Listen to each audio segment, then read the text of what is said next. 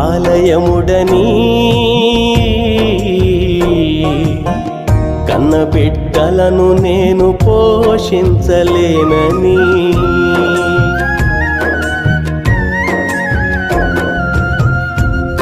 కట్టుకున్నవాడేమో కాలయముడని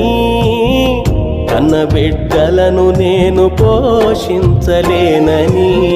కాటికెళ్ళిపోవాలని కన్నీళ్లు విడుచుచు మరణాన్ని నీవు వెతకొత్తే చెల్లెలా కాటికెళ్ళిపోవాలని కన్నీళ్లు విడుచుచు